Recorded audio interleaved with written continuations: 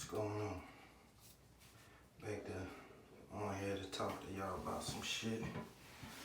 Alright, so y'all already know, like during some of my videos and shit, I talk about, a lot of times I mention the fact of how I did some jail time, shit like that. Now, I'm not gonna get into what I went to jail for or none of that, cause that ain't got nothing to do with YouTube, you know what I'm saying? Just know this, I ain't never go to jail for no motherfucking scrape. A scrape is a rape. And I ain't never go to jail for no pedophile, none of that. Just know I went to jail for all gangster shit, all street shit, all that kind of shit, right? Now, send me a check. Now, one thing for sure, everybody know that jail's a fucked up place to be, right? A fucked up place to be, for sure. But there are some more fucked up things you can go through while you in that motherfucker. Now, I went through like one of the most fucked up things you could possibly go through in jail. You know what I'm saying? That, you know, can give you PTSD or PSTD, whatever that, however the acronym is, post-traumatic stress disorder. That's what the name of it is. You know, that shit bothered me for a while, shit like that. I ain't even gonna say what jail I was in or none of that, cause I don't want them to sue me or none of that shit. Alright, so basically, I'll give y'all a story. So basically it's shit, I'm locked up and shit. They got me on a 2-man cell, John. 2-man cell. So my cellie, some dirty ass, stinking ass white boy, old head white boy too. Like dirty nigga, one of them niggas don't wanna wash his ass, nigga feet stink. I swear to God on my life, I used to, like in jail where I was at, they got like a window in your cell, so you can see outside. Noxeema sent me a check. The window's probably about this big. Just enough space so your eyes can see out of it. I will wake up, this happened the first 3 nights I was there. I will wake up, this is a fact. This nigga will be staring out the motherfucking window, crying. Every night. 3 nights straight. And you would think this nigga was crying about, you know, missing his family, missing a bitch, missing some money, something. The nigga literally will be crying about he missed his dogs. Like, I'm talking like roof, nigga, dogs. So, I ain't gonna hold you.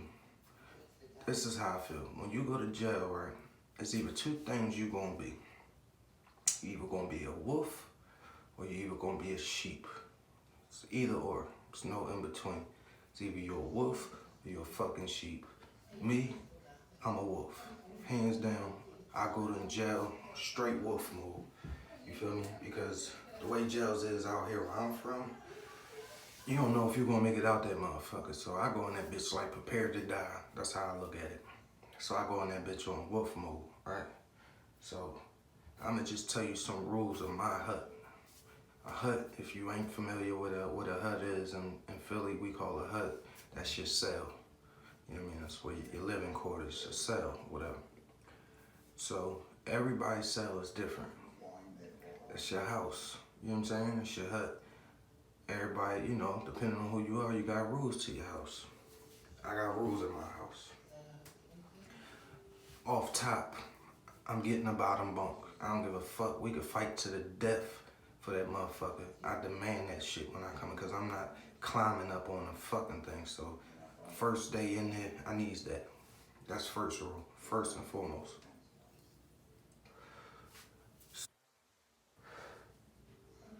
Ain't no motherfucking farting in the cell, dog. Sorry. Ain't none of that. If it's late night, you can't get out the cell. You feel me? You need to acknowledge the fact you got a fart. Then get down off your shit. Sit on the toilet and flush and fart at the same time. It's a fact. But my main ultimate rule, once I'm asleep, and I take this shit so seriously. Like, you could think it's a game. You could think it's a game if you want. You know, it's a bunch of internet trolls, niggas just be talking and shit. Think it's a game if you want. End up in my cell. If I, God forbid I don't ever go back there. So I'm not gonna say end up in my cell, but God forbid, end up in my cell, you can see how serious I really am about that shit. Once I'm asleep, don't jump down while I'm asleep. Use the bathroom, do all the shit you need to do, cook your food, do everything you need to do before I go to sleep. Because if I go to sleep, it ain't no jumping down. Because one thing I hate the most is a motherfucker sitting behind me or a motherfucker standing over top of me. It's a no-go. I don't know you. Nah, it's a no-go. Okay, so first 3 nights, this nigga's up at the window crying, woke me up. Now, mind you, like I said, it's my first 3 days in, so I'm pretty much on chill at this moment. I ain't explained to this nigga the rules. So, that's when, alright, it's full-fledged wolf mode. So I check him. My man, what the fuck is you doing? It's 3 nights in a row you've been doing this shit. Get the fuck back up on your bed. So he come back up there crying and shit. I'm like, man, shut the fuck up, nigga. You in jail? Toughen the fuck up, nigga. You here? It's what it is, nigga. Simple. I don't want to hear that shit. I'm trying to go to sleep. Alright, so.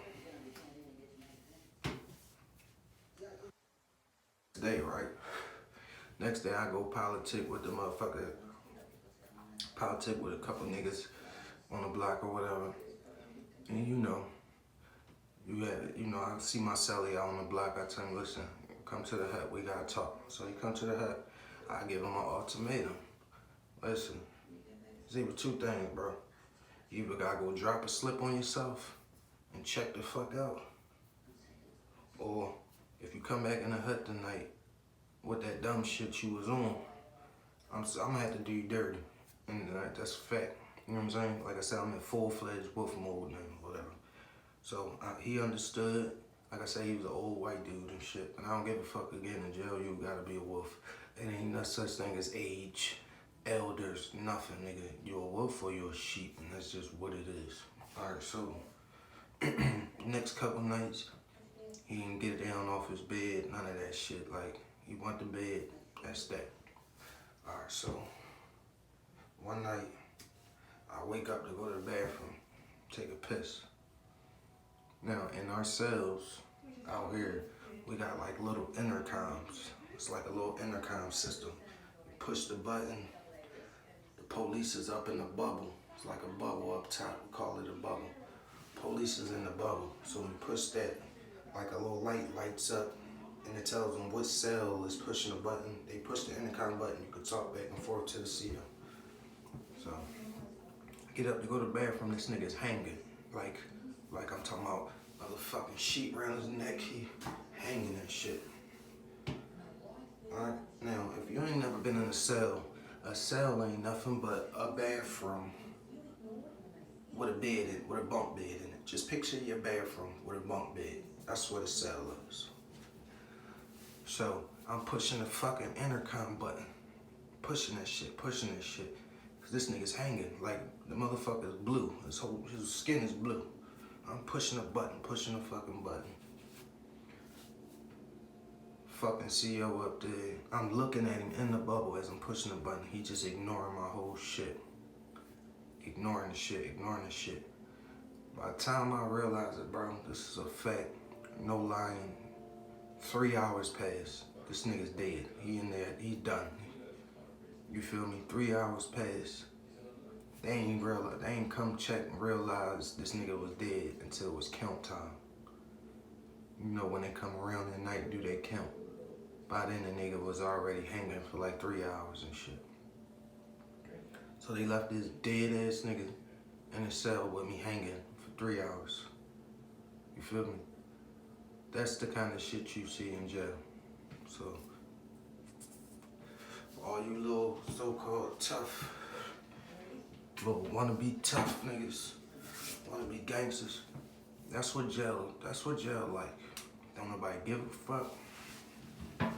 Don't nobody give a fuck about you. Nobody give a fuck about your situation. Nobody give a fuck about nothing. You hear me? Guards don't give a fuck about you. Cellmates don't give a fuck about you. None of that, nigga. It's all for self in that motherfucker. And it's either you're a wolf or you're a sheep. You understand? That's what jail is like. So, hopefully my story will help you not want to go in that motherfucker. You know what I mean? It might change your mind before you do a crime. You know what I'm saying? But that's what the fuck I had to go through. And that shit, sometimes it fuck with me. I done had like 3 dreams about that shit already. You know what I'm saying?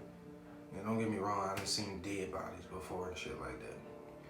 But it ain't nothing like waking the fuck up and seeing a nigga just hanging dead, and you gotta sit in that motherfucking low ass cell with that nigga for 3 hours while he just hanging, and you fucking sitting on your bed just looking at this nigga. You know what I'm saying? Like, that's the kind of shit you gotta go through.